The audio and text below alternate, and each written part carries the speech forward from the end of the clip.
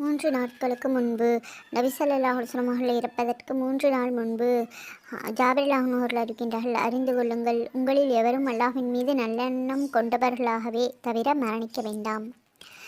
அது சனிக்கிழமை அல்லது ஞாயிற்றுக்கிழமை. நபி ஸல்லல்லாஹு அலைஹி வஸல்லம் உடைய உடல்நலில் முன்னேற்றத்தை உணர்ந்தார்கள்.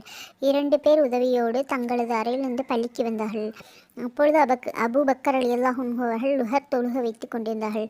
நபி அவர்களை அபூபக்கர் ரலியல்லாஹு அன்ஹு அவர்கள் பார்த்தவோடு நகர்ந்து கொள்ள முயன்றார்கள். ஆனால் அவ்வாறு செய்ய வேண்டாம் என சைகை செய்தார்கள்.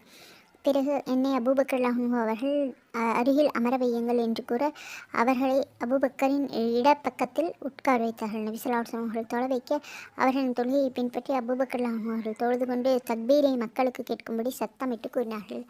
ஒரு நாள் முன்பு நபி ஸல்லல்லாஹு அலைஹி வஸல்லம் அவர்கள் மரணத்திற்பதற்கு ஒரு நாள் முன்பு, அதாவது ஞாயிற்றுக்கிழமை, தங்களது அடிமைகளை அனைவரையும் விடுவித்தார்கள்.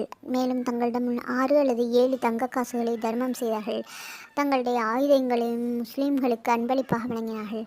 அன்று இரவு நபி ஸல்லல்லாஹு அலைஹி வஸல்லம் அவர்களின் வீட்டில் உள்ள விளக்கில் எண்ணெய் தீர்ந்து போகவே அதை ஒரு பெண்ணிடம் கொடுத்து அனுப்பி அண்டை வீட்டாரிடம் எண்ணெய் இட்டு தரும்படி ஆயிஷா ரலியல்லாஹு அன்ஹா அவர்கள் கூறினார்கள். நபி ஸல்லல்லாஹு அலைஹி வஸல்லம் அவர்களின் கவச ஆடை 30 கோதுமைக்காக ஒரு யூதனிடம் அடமானம் வைக்கப்பட்டிருந்தது. வாழ்வின் இறுதி நாள். அனஸ் ரலியல்லாஹு அன்ஹு அவர்கள் அறிவிக்கின்றார்கள், திங்கட்கிழமை என்று முஸ்லீம்கள் அபூபக்கர் ரலியல்லாஹு அன்ஹு அவர்களை பின்தொடர்ந்து ஃபஜர் தொழுது கொண்டிருக்கும் பொழுது திடீரென ஆயிஷாவுடைய அறையின் திரையை நபி ஸல்லல்லாஹு அலைஹி வஸல்லம் அவர்கள் நீக்கி மக்கள் அணி அணியாக தொழுகை நிற்பதை பார்த்து ஆனந்தமாக சிரித்தார்கள். தொழ வைப்பதற்கு நபி ஸல்லல்லாஹு அலைஹி வஸல்லம் அவர்கள் வருகிறார்கள் என்று எண்ணி அபூபக்கர் ரலியல்லாஹு அன்ஹு அவர்களும் தொலை வைக்கும் இடத்திலிருந்து சற்று பின்பற்றி நோக்கி நகர்ந்தார்கள். நபி ஸல்லல்லாஹு அலைஹி வஸல்லம் அவருடைய வருகையை பார்த்த மகிழ்ச்சியினால் முஸ்லீம்கள் தொழுகையில் நிலை குலைய ஆரம்பித்தார்கள். நபி ஸல்லல்லாஹு அலைஹி வஸல்லம் அவர்கள், உங்களது தொழுகையை முழுமைப்படுத்திக் கொள்ளுங்கள் என்று கூறிவிட்டு அறையில் நின்று திரையிட்டு கொண்டார்கள். புகாரி 4448வது ஹதீஸ். இந்நிகழ்ச்சிக்கு பிறகு இன்னொரு தொழுகை நேரம் நபி ஸல்லல்லாஹு அலைஹி வஸல்லம் அவர்களுக்கு கிட்டவில்லை. நபி ஸல்லல்லாஹு அலைஹி வஸல்லம் அவர்கள் எந்த நோயின் காரணமாக அவர்களுடைய உயிர் கைப்பற்றப்பட்டதோ அந்த நோயின் போது தம் புதல்வி ஃபாத்திமா அவர்களை அழைத்து அவருடைய காதில் ரகசியமாக ஏதோ சொல்ல ஃபாத்திமா அவர்கள் அழுதார்கள்.